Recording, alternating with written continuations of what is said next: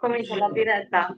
Dico già adesso di te. Va bene, ok, siamo in diretta. Bene, dicevo che non hai bisogno di tantissime parole per presentarti, perché il tuo nome dà una vita ricchezza nell'attivismo, quindi il movimento No Global, tutte bianche e poi disobbedienti. Quindi diciamo pochissimo, ti salutiamo, mi fa piacere conoscerti anche se solo virtualmente, beh, comunque una conoscenza. Mi scuso, avrei voluto essere lì con voi stasera, però non ho potuto, ma ci rifaremo perché davvero ho voglia di conoscere la vostra realtà, anche la città, eccetera. La Sardegna poi è incantevole, per cui è sempre un piacere. Va bene. Allora, il tuo invito a Strangius non è casuale. Tu ti inserisci infatti in una, diciamo, linea ideale che Strangius ha creato con degli altri ospiti nelle passate edizioni. Abbiamo invitato l'onorevole Pietro Bartoloni, mi dico per antonomasa di Lampedusa, che tu conosci benissimo. Abbiamo invitato il tuo amico intimo Sandrone, Alessandro Metz, Ibrahim Alloti, tutti i tuoi amici che hanno raccontato il loro impegno umanitario, la storia, la testimonianza di Ibrahima, il suo viaggio da migrante, l'impegno, la cura, l'accoglienza di Pietro Bartolo. Oggi invece tu racconti la tua esperienza attraverso questo libro, lo faccio vedere un attimo al pubblico che è presente anche qui nello stand fuori, La cospirazione del bene. Allora, nel retro della copertina del libro e anche nel secondo capitolo, in un frammento del secondo capitolo, scrivi queste parole. Che tempi sono quelli in cui per fare il bene, salvare la vita di chi la sta perdendo, bisogna agire di nascosto, cospirando, sotto un potere che ignora il prossimo in pericolo, si può diventare fuorilegge, cospiratori del bene. Quindi io inizierei subito con chiederti del titolo, la cospirazione del bene, questa parola che la cui etimologia originaria non è del tutto negativa, perché significa respirare insieme. Quindi io ti chiedo, con chi hai deciso di respirare insieme, perché lo hai fatto e perché poi questo cospirare per il bene è diventato un atto sovversivo in qualche maniera? Ma allora, sì, sono molto affezionato alla scelta di questa parola, di questo termine cospirazione, proprio perché, come dicevi anche tu, ha delle sfaccettature diverse. Da un lato ricorda un atto non consentito dal potere, si cospira o si è definiti cospiratori dal potere quando chiaramente le proprie azioni, il proprio intento dà fastidio in qualche maniera, non è autorizzato sostanzialmente. E quindi si cospira per organizzare una diciamo, rivoluzione delle cose, dei tempi, dei modi, dello stato di cose presenti. Quindi da un lato è questo, però cospirazione ha anche questo aspetto più spirituale, più intimo, respirare insieme, che non è solo diciamo, il tratto romantico della complicità, ma è anche proprio un compiere un atto collettivo. La cospirazione non può essere singola. Questo è un dato che mi ha sempre affascinato di questa parola, di questo termine. Il respirare insieme è reciproco. Si respira uno il respiro dell'altro e quindi rimanda anche a un'idea di essere umano che non può esistere se non nella reciprocità, che non può esistere se non nella relazione. Quindi rimanda a un atto ulteriormente rivoluzionario che è quello di rifiutare l'idea che noi siamo individui singoli e che quindi siamo, come ce lo sta imponendo questo mondo, insomma, no? Siamo soli quando siamo in difficoltà, siamo uno contro l'altro quando siamo al lavoro o in qualsiasi altra cosa, cioè siamo sempre in competizione. Questi sono i tratti distintivi, questo elemento del mondo degli individui soli, sono i tratti distintivi di un'antropologia del potere, del neoliberismo e della centralità tra virgolette, del mercato e non dell'essere umano, che appunto ci porta dentro un terreno che è quello che conosciamo. Oggi con evoluzioni incredibili, perché se ci sommiamo sopra la rivoluzione tecnologica, la dimensione digitale, eccetera, questo essere soli poi produce anche una nostra incapacità di riscoprire la bellezza e la potenza delle relazioni anche del corpo, dei corpi, delle vite, delle esperienze, del tempo trascorso insieme fisicamente o facendo delle cose. Quindi cospirazione è un termine a cui sono veramente affezionato e descrive insomma questa nostra piccola grande follia, perché comunque una cospirazione contro questi poteri di questi tempi sono poteri immensi, sono poteri giganteschi, sono fatti da macchine e da uomini che hanno concentrato su di sé praticamente 3/4 della ricchezza disponibile al mondo.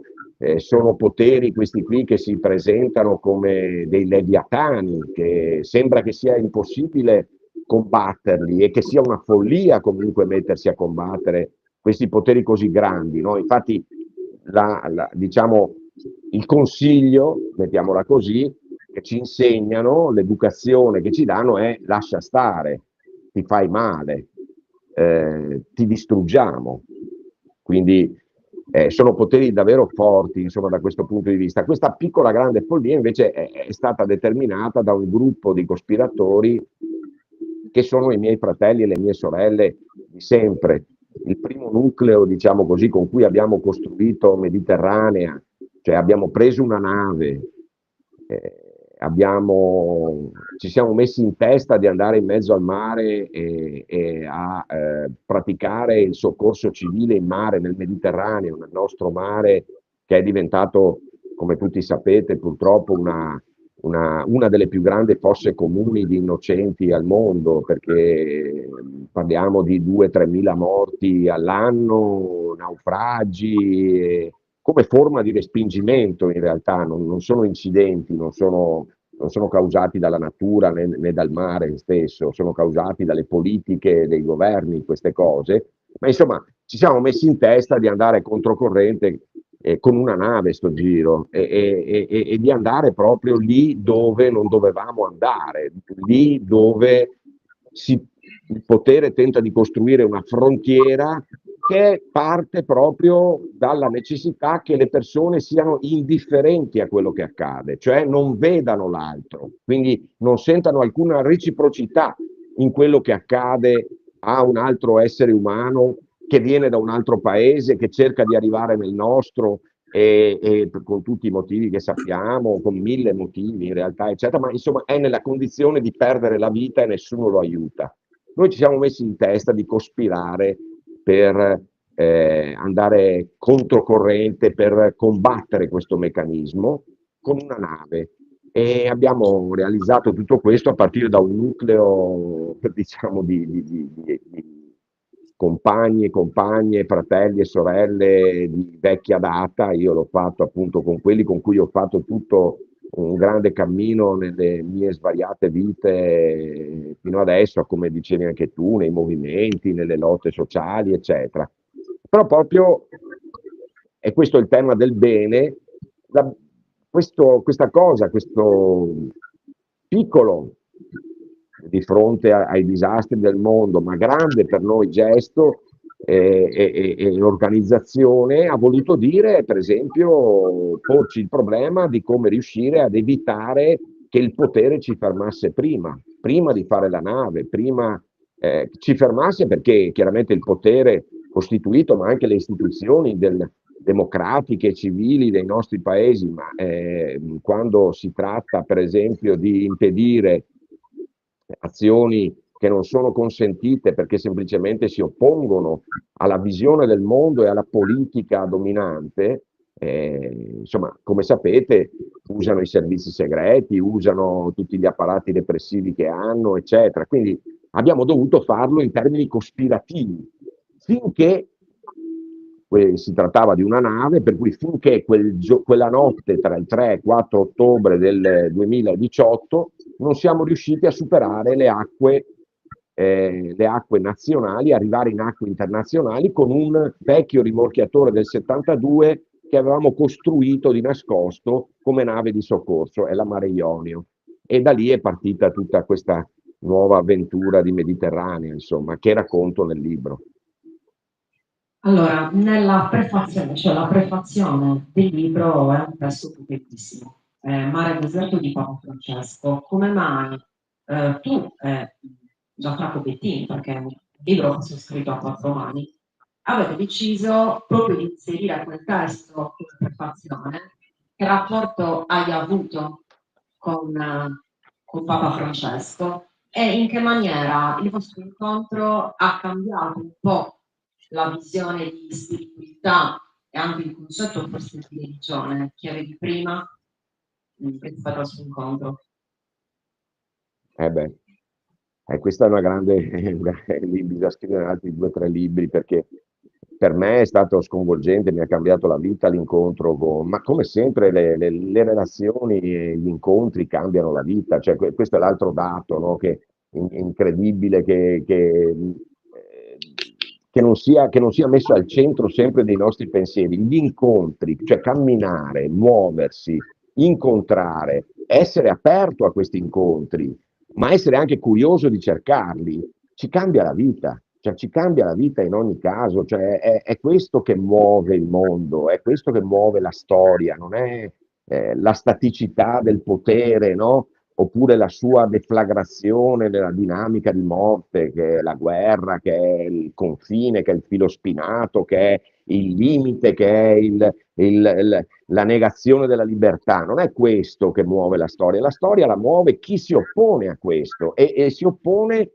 essendo aperto ad incontri non previsti, non classici.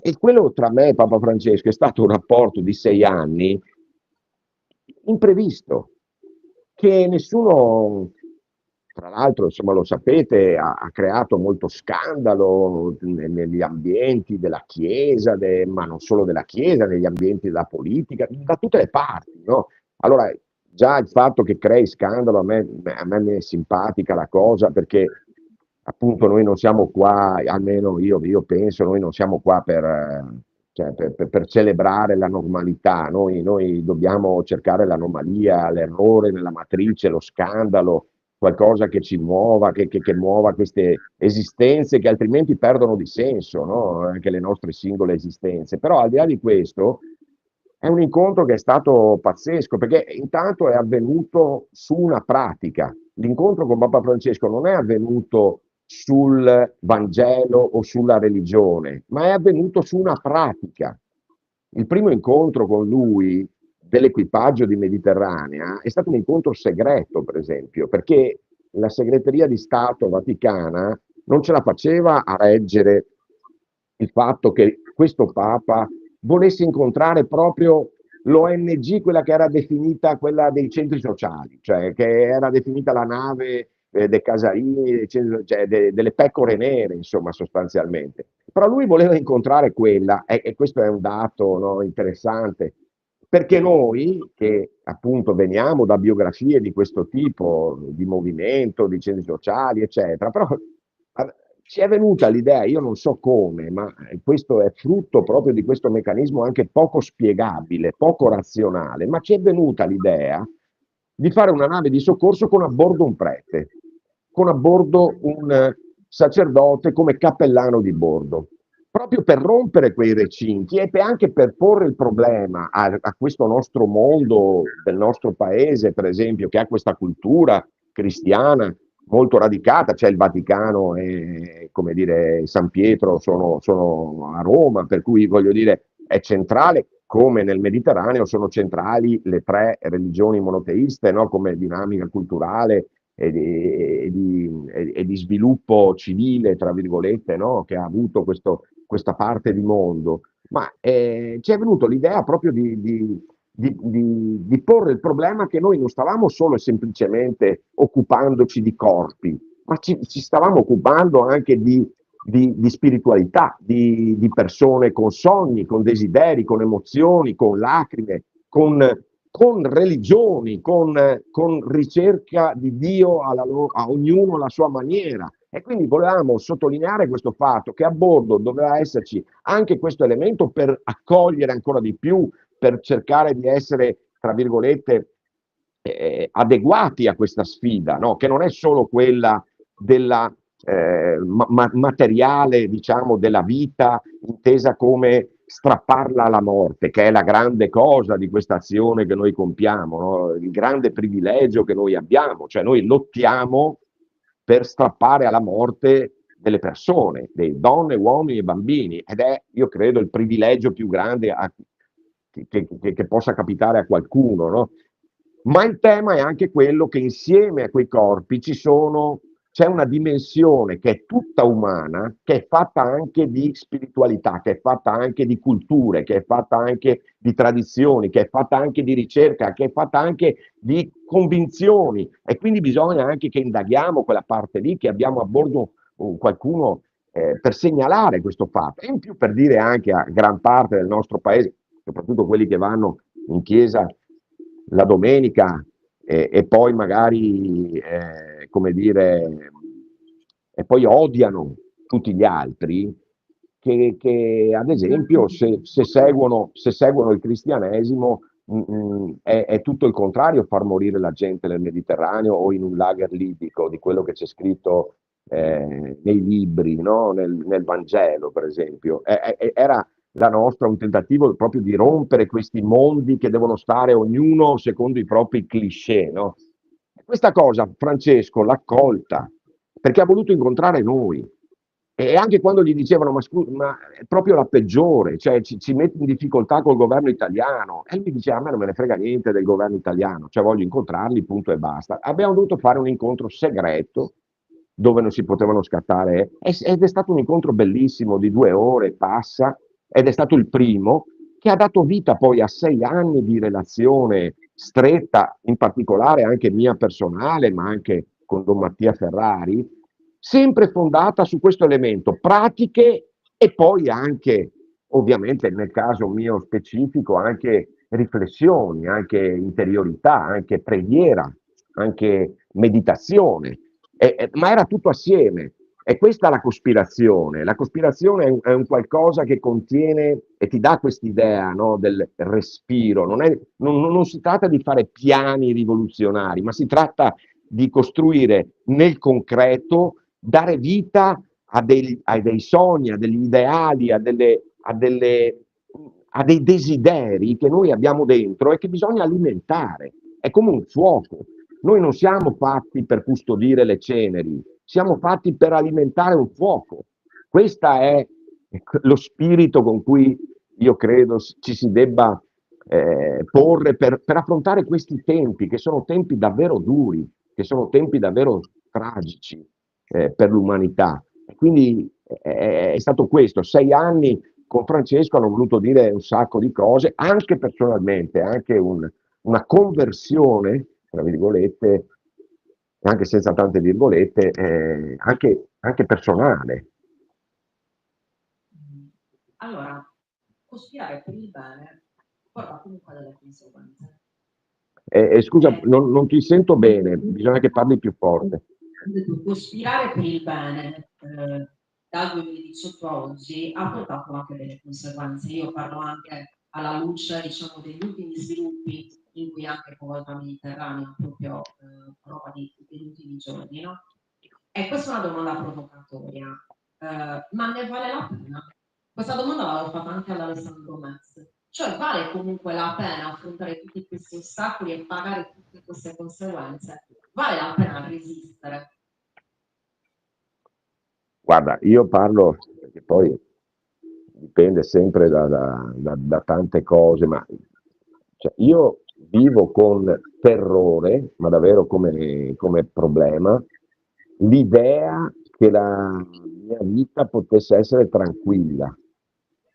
Cioè, lo vivo con terrore questa cosa, cioè, lo vivo, perché tu pensa, queste esperienze che stiamo facendo, che abbiamo fatto, ma che ognuno fa nel piccolo, nel grande, a casa sua, dove vuole, eccetera, non è questione di, tra virgolette, dimensioni, no, o di importanza, ma queste esperienze che sono così forti, così intense, sono quelle che ti fanno sentire vivo.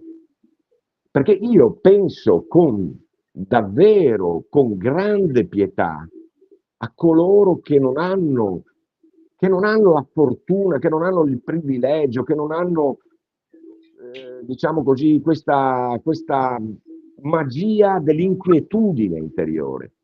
Questo lo diceva anche, l'ho letto da poco in un libro molto bello di Romeo Madera, che si chiama Spiritualità laica. Lo diceva anche Albert Einstein. Poveretto colui che non ha il senso del mistero dentro di sé, cioè che non riesce a vedere oltre, diciamo così, la propria dimensione di tranquilla normalità. Ecco, questa cosa qua io penso che ne vale la pena sempre. Poi l'altra cosa per cui vale la pena, ma una vita umana, cioè pensate, no, noi andiamo in mare, faccio un esempio, incontriamo delle persone che stanno per annegare, riusciamo ad abbracciarle, a stringerle, a tirarle fuori, e da quel momento quella vita cambia e cambia anche la nostra ogni volta, perché siamo connessi, siamo proprio connessi ed è l'azione che... Mi sentite? Sì, sì, sì, Pronto? Mi vai. sentite? Mi Sì, ti sentite? Mi sentiamo? sentite? Ti sentiamo? Aiutami sempre.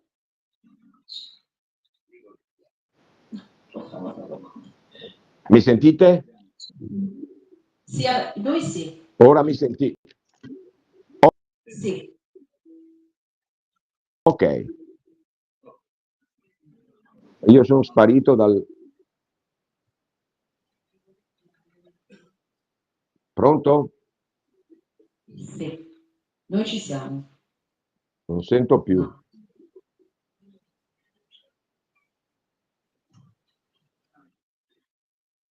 Adesso non sto parlando. Mi senti? No. Pronto? Torniamo. È la linea? Ma la linea sua, la tua linea? No, per un attimo. No, troppo curioso. Ce la facciamo? Eh?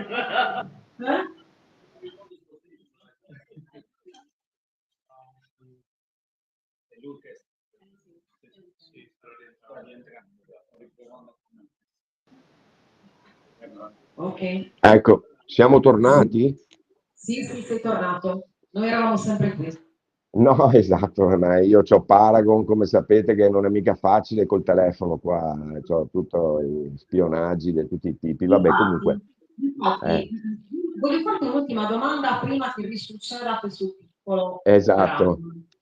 Siccome sono molto curiosa, dove sei?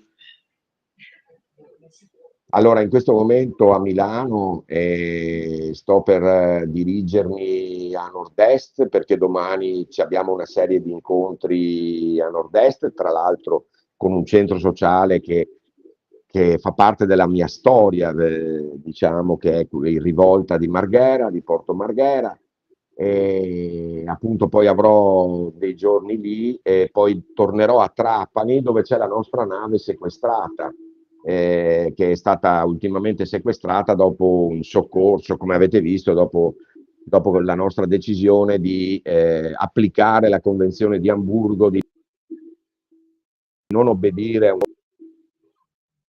e di sbarcare le persone a Trapani, le persone che avevamo soccorso. Pronto? Sì, sì, sì, ti sentiamo. Infatti lo salutiamo adesso perché altrimenti non ce la facciamo più. Devi salutare. Presto, però se lui sei così.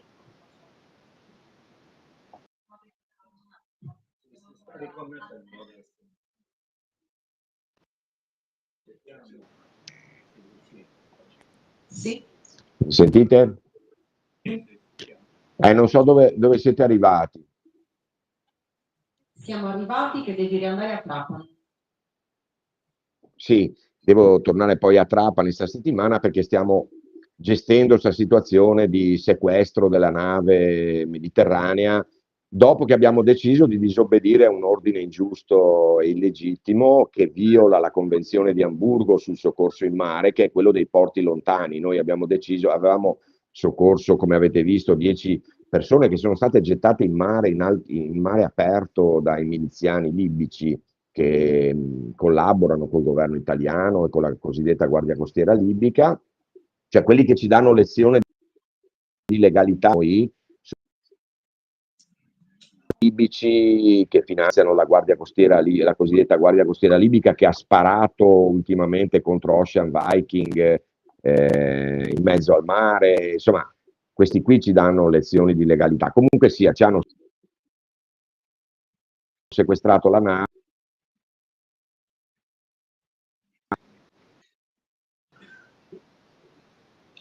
Pronto? Sì. Allora, se il pubblico ha qualche domanda da fare, possiamo... No, Pronto? Sì. Purtroppo sento a pezzi. Sì, va bene. Allora, facciamo così. Ti ringraziamo per aver per aver partecipato e per esserti comunque. Quindi ti ringraziamo per esserti reso disponibile. Ti passo un attimo il nostro direttore artistico. Adesso mi vedo, vediamo se mi vedi, sì, ma sono bellissimo. Ciao Luca, sono Giuseppe Manias, direttore artistico del festival. No, è scappato, stavolta è scappato. Sei scappato? No. Mi vedi, mi senti? Non sente. È la tua linea. Allora, ora ti ho sentito. Ciao. Ce la fai? Ciao. Innanzitutto un grazie per la tua disponibilità. No, continua a saltare. Sì, ma io continuo a parlare, poi ti salutiamo. Grazie davvero per la tua disponibilità. Un applauso.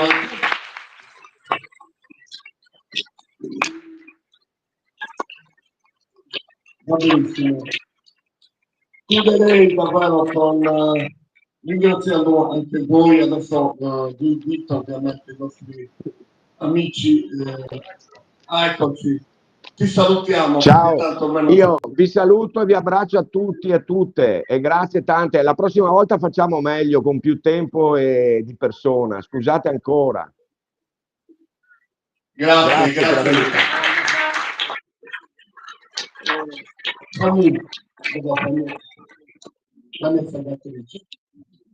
E non ho fatto niente.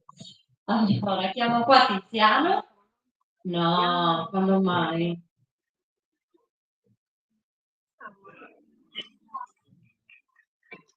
Ok.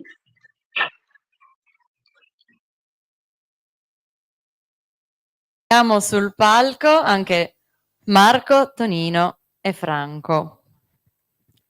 Intanto che prendono posizione, abbiamo presentato prima Tonino, adesso presentiamo Franco. Franco Macis ha lo stesso cognome di Tonino, però non sono parenti. Franco è mesu bidesattesu e mesu verdesu, vive a Cagliari, insegnante di sostegno alla scuola dell'infanzia, musicista dilettante e ricorda il giorno del compleanno di tutte le persone a cui vuole bene. Ama i mandarini, i mandaranci, il Cagliari e le melanzane col riso che fa la mamma, che però non ce le ha portate. Lo rinviteremo apposta per questo. Di Marco qua non ho righe, però cosa posso dire di Marco?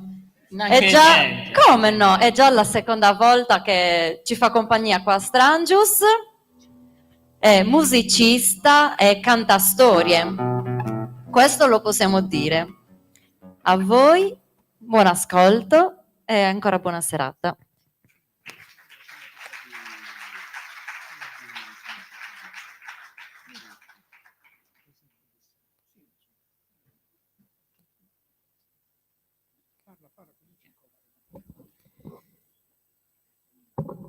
Allora, Franco poi verrà dopo. Ci siamo? Ok.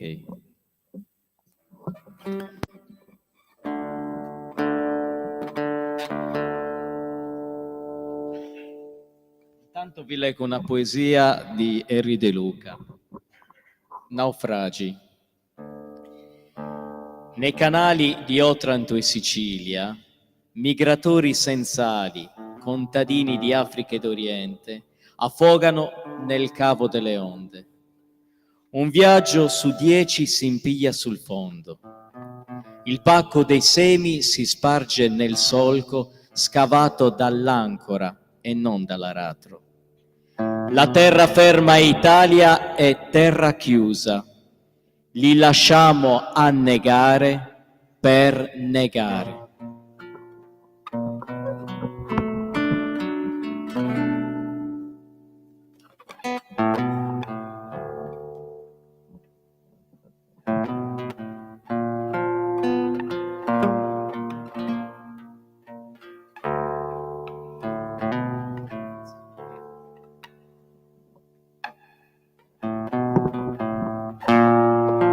Ci han detto là in fondo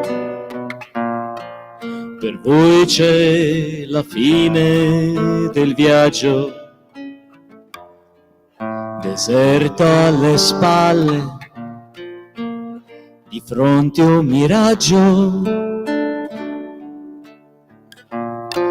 Hai fame e coraggio.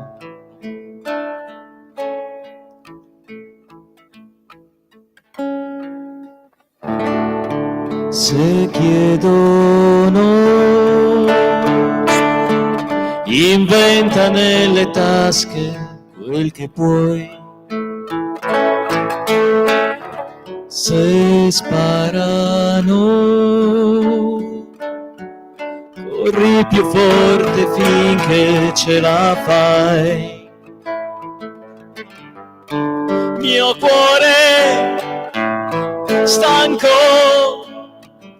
scosso dal vento e dal mare, cosa rimane della forza di sognare?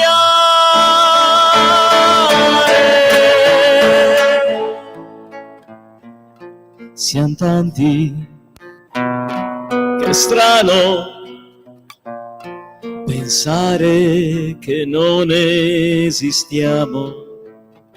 Pensare che forse non basta il coraggio.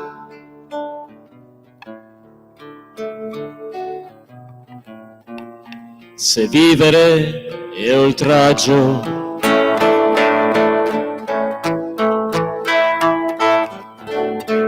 Se sparano, inventa nelle tasche quel che puoi. Se sparano, corri più forte finché ce la fai. Mio cuore muto dentro un sudario di sale, c'è un mare che non hai potuto attraversare.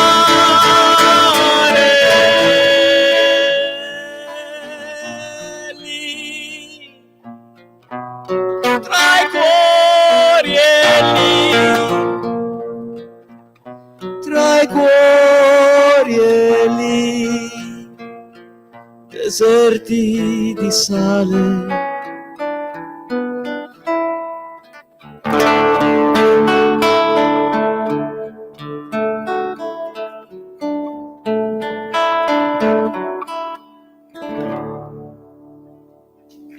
il maestro Tonino Macis.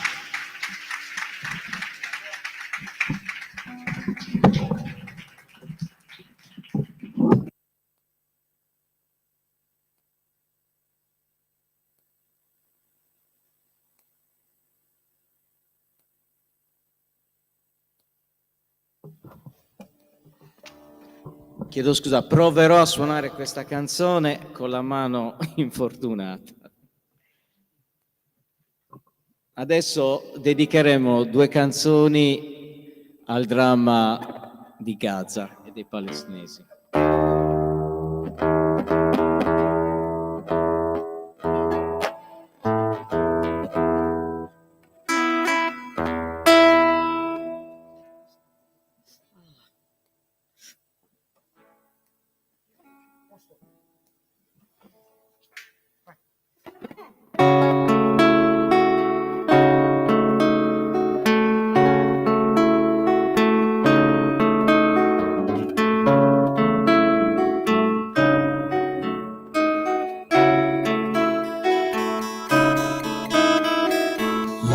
menino meu,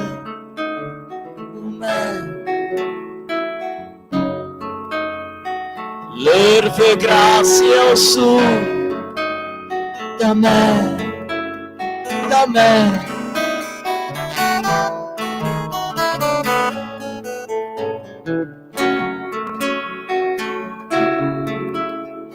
Diumo duse benigno de te muer.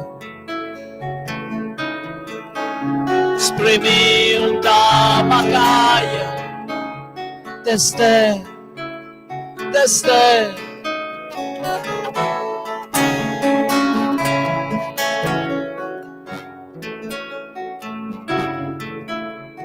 Io agrumo de sangue veci denti delete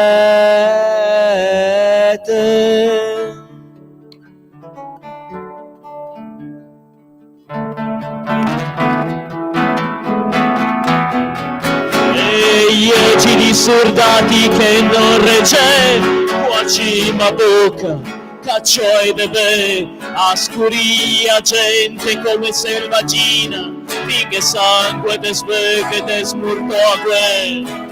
Dopo ferringo e ferri da frigiù, intemperia semenza velenosa da deportazione, perché de nostro ne già Dio mo.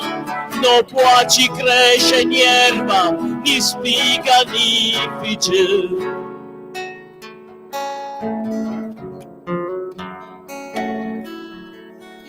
Ciao meni, l'eredite, le scuse, te stassi te, cabrugia. E in tasse che china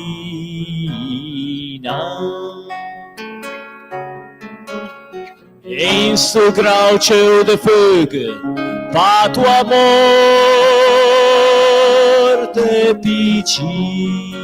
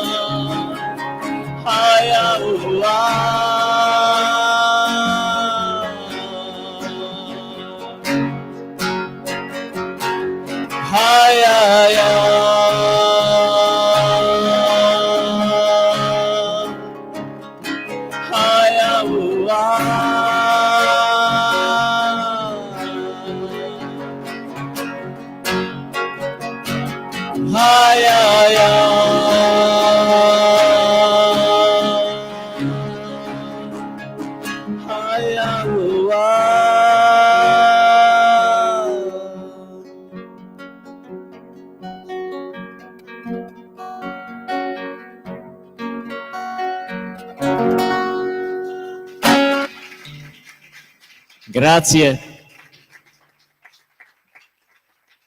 Franco Macis.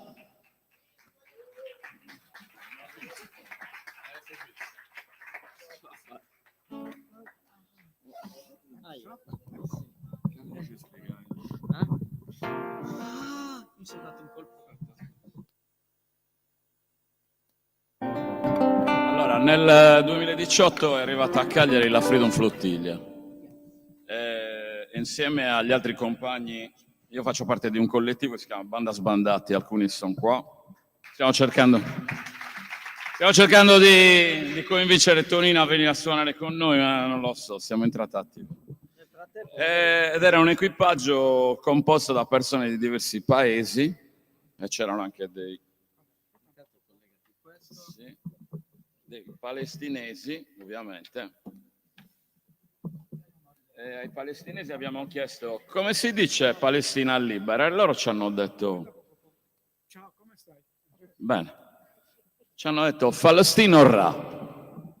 Vabbè, allora abbiamo cominciato a fare una canzone tutti assieme, questo Palestino Ra veniva bene. Un, due. E poi abbiamo chiesto anche ma come si dice noi lottiamo tutti per la Palestina libera? E ci hanno detto aspetta che mi sono emozionato, aspetta poco. Nakun unadul menagil il Palestino Ra. Noi lottiamo per la Palestina libera. Il capotasto. Allora, come molte canzoni che facciamo, insomma, la chiamiamo come abbiamo uno stile mazzamurru, cioè ci mettiamo un po' di sono varie lingue. In questa c'è l'inglese, c'è lo spagnolo, c'è il sardo. Si sente? Si sente? Un po' in spagnolo? Se toglie l'amplificazione? No, quello c'era. No, Non che c'era. toglie? Dai. Questo così.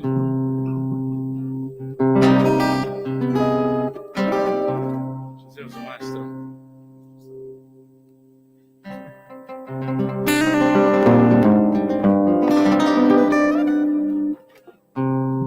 Un, due, tre, quattro. Freedom, freedom flotilla. From Oslo, from Marsiglia. We salvat our cargo. Against an embargo.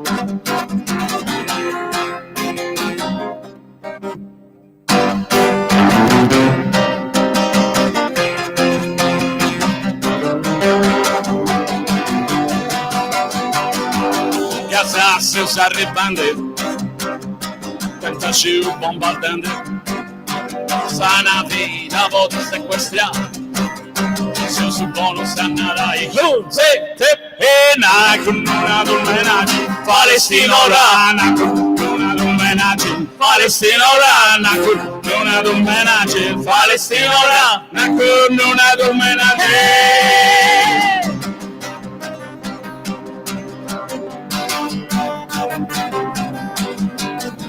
Chiediamo di dire Palestino Ra con noi.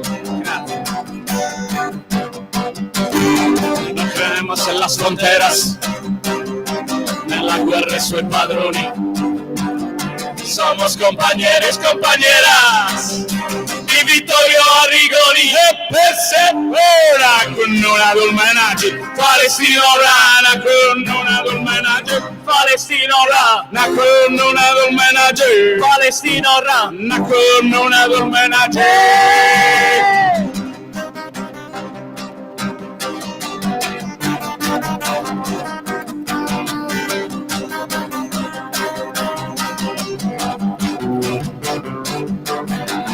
Tenemos en las fronteras, en la guerra y sus padroni.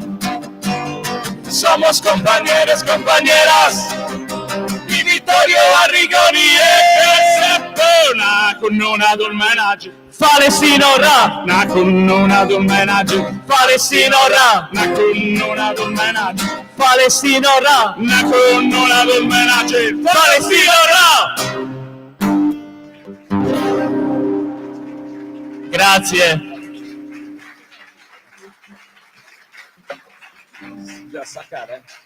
Grazie mille. Maestro Tonino Macis, Franco Macis. Marco Ardau, Fanny, i tecnici, grazie mille. Fotografa, grazie. Grazie Marco, grazie Franco e grazie Tonino. Grazie a voi per essere stati con noi anche questa sera.